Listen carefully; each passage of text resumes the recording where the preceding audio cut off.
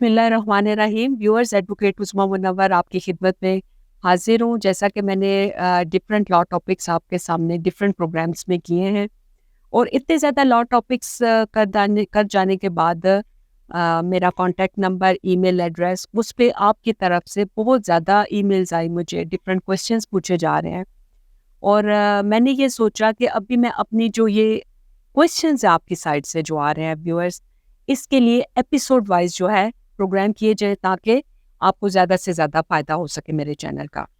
तो मैंने काफ़ी क्वेश्चंस जो हैं आज के लिए चूज़ किए हैं और अगर मैं सारे क्वेश्चन आंसर लेती तो उसके लिए बहुत ज़्यादा टाइम लगता है। मैंने सिलेक्टेड ईमेल्स जो हैं और व्हाट्सएप पे जो क्वेश्चन आंसर्स हैं उसको मैंने बड़ा सिलेक्टेड वो करके तो आज मैं कुछ क्वेश्चंस हैं आपके सामने पेश कर रही हूँ और इसमें कुछ लोगों ने कहा हमारा नाम भी नहीं लेंगी आप और हमें देंगी, तो इस वजह से मैं किसी का नाम नहीं ले रही। व्यूअर्स, आपको पता चल जाएगा कौन सा आपका क्वेश्चन है और मैं उसका आंसर दे रही हूँ। जैसे एक क्वेश्चन है, मेरी एक बहन है, उनका आया, उन्होंने कहा कि मेरी सिस्टर की डेथ हो गई है और उनका सामान्य जहेज उनके ससुराल वाले नहीं दे रहे हैं, तो अब हम क्या करें। तो बहन, अगर आपकी बहन के ससुराल वाले सामान्य जहेज नहीं दे रहे हैं तो इसके लिए आप फैमिली कोर्ट में नहीं जाएंगी, आप सिविल कोर्ट में जाएंगी और एस तरका आप या आपके वालिदैन जो है एस तरका जो है वो सामान्य जहेज वसूल करेंगे, लेकिन सिविल कोर्ट से, फैमिली कोर्ट में नहीं जाएंगी, क्योंकि उस सामान्य जहेज में डेफिनेटली आपकी डिसीज बहन के हस्बैंड भी हैं, उनको उनके मुताबिक तरका मिलेगा और आप लोगों को आपके मुताबिक जो शरई हिस्सा है उसके मुताबिक आप लोगों को तरका मिलेगा और you have to go in a civil court. जी, दूसरा क्वेश्चन है खातून की तरफ से कि जिरगे में हमारा एक फैसला हुआ कि अगर मैं दूसरी शादी कर लूँगी तो बच्चे बाप को वापस कर दूँगी, यानी उनकी कस्टडी बाप को वापस कर दूँगी। तो अब मैं दूसरी शादी करने वाली हूँ, तो क्या मुझे जिरगे के फैसले के मुताबिक ये बच्चे जो हैं बाप को वापस देने पड़ेंगे। तो बहन, ऐसा है कि ऐसे फैसले जो कि अगेंस्ट द लॉ होते हैं उनको no backing of law and no blessing of court उनको हासिल होती है।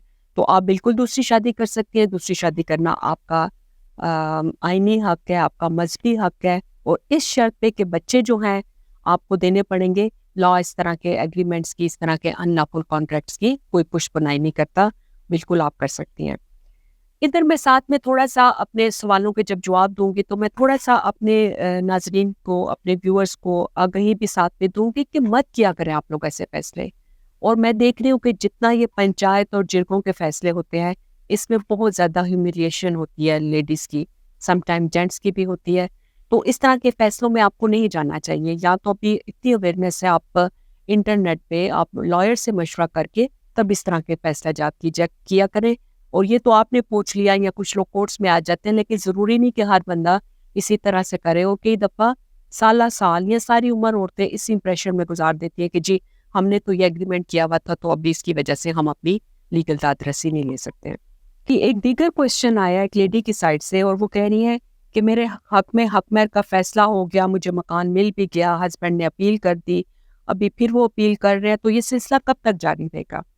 तो बहन, ऐसा है कि ये सिलसिला तो जारी रहेगा सुप्रीम कोर्ट तक। और बड़ी ही अफसोस की बात है कि हक महर जो है शोरों को देते हुए, आई डोंट नो क्या उनको प्रॉब्लम होती है। अगर आपने तलाक बीवी को दे दी और अगर आपने निकाह किया है तो ये समझें कि हक महर एक कर्ज है आपके ऊपर, आपने हर सूरत बीवी को देना है। जिस तरह कर्ज से माफ़ी नहीं है, इस तरह हक महर से माफ़ी नहीं है। हक महर आपके ऊपर कर्ज है।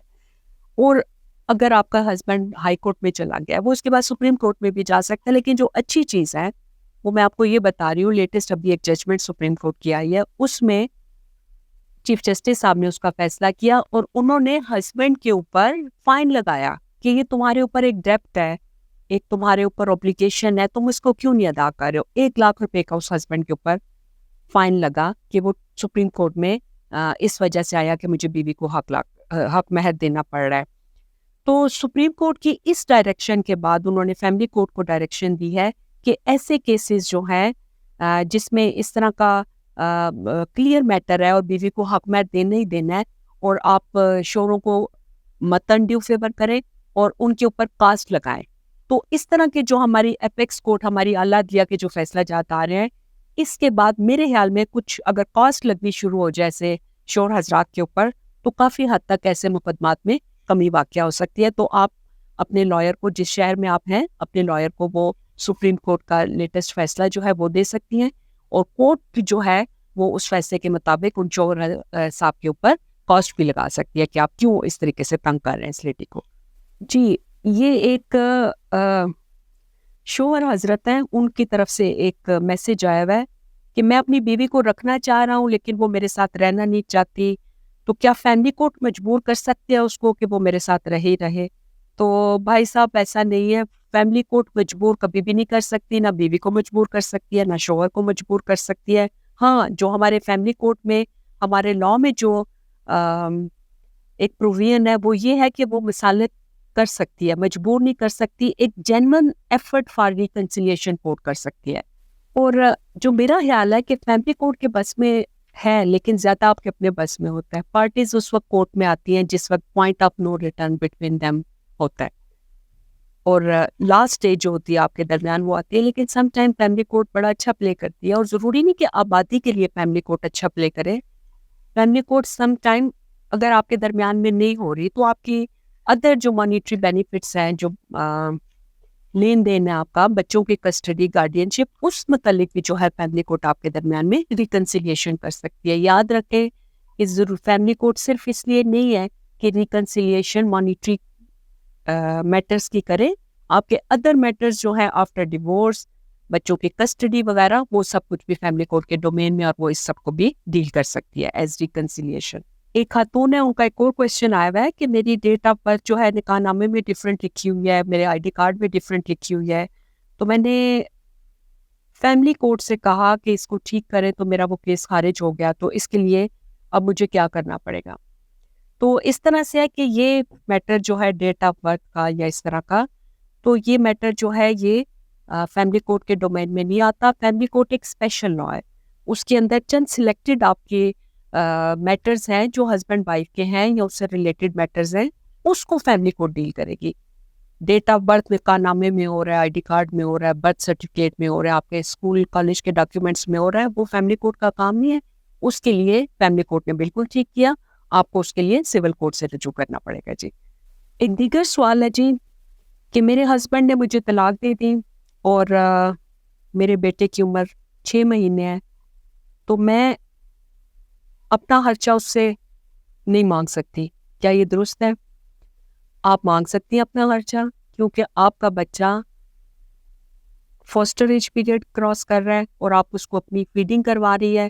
بریسٹ فیڈنگ میں بھی آپ اپنا خرچہ اپنے سابقہ شوہر سے مانگ سکتی ہیں، اور وہ شوہر کو بھی چاہیے کہ بیوی کو خرچہ دے، وہ اس کے بچے کو دودھ پلا رہی ہے. میں ہمیشہ یہ کہتی ہوں، میرے پروگرام سے یہ تاثر لیا جاتا ہے زیادہ تر کہ میں عورتوں کو فیور کرتی ہوں، میں مرد حضرات کے اگینسٹ بولتی ہوں یا تھوڑا سا ان کو فیور نہیں کرتی. تو میں یہ کہوں گی کہ عورتوں کے معاملے میں ہمارے نبی صلی اللہ علیہ وسلم نے بھی فرمایا، اپنے آخری خطبہ میں، لاسٹ سرمن میں بھی انہوں نے فرمایا کہ عورتوں کے معاملے میں خدا سے ڈرو. ان کو پتہ تھا کہ میری امت میں یہ پرابلمس ہوں گے. دیکھیں ان چیزوں میں تھوڑی سی خدا خوفی کرنی ضروری ہے، تھوڑی سی خدا خوفی کریں اپنے بچے کے لیے. آپ کا بچہ جس عورت کا دودھ پی رہا ہے وہ بے شک آپ کے نکاح میں نہیں ہے، لیکن آپ کی ڈیوٹی بنتی ہے کہ اس کو آپ خرچہ دیں، وہ آپ کے بچے کو دودھ پلا رہے ہیں. تو یہ سارے معاملات اس طرح کے کہ جس میں اگر خدا ترسی تھوڑی سی آ جائے اور اگر خدا کا خوف آ جائے. میں بار بار ہمیشہ یہ کہتی ہوں کہ ظلم خدا کو بھی پسند نہیں ہے. پلیز اس قدر ظلم نہ کریں کہ آپ ظالم کہلائے جائیں. ویورز، میں نے کوشش کی کہ ای میلز کے ذریعے، میری آفیشیل فیس بک پہ، واٹس ایپ نمبر پہ جو آپ لوگوں کے میسیجز آئے، بلکہ کالز بھی کہیں آئی مجھے، تو جو امپورٹنٹ مجھے لگے ان کو سلیکٹ کر کے میں نے کوشش کی کہ آپ کو جواب دے سکوں. میرا ای میل ایڈریس، میرا واٹس ایپ نمبر، میرا آفیشیل فیس بک اکاؤنٹ ہے جو اسکرین پہ ڈسپلے ہو رہا ہے، اور میں بڑا آنر فیل کروں گی کہ آپ مجھے اپنے کویسچنس کے لیے مجھ سے میری رائے لیں. Most welcome.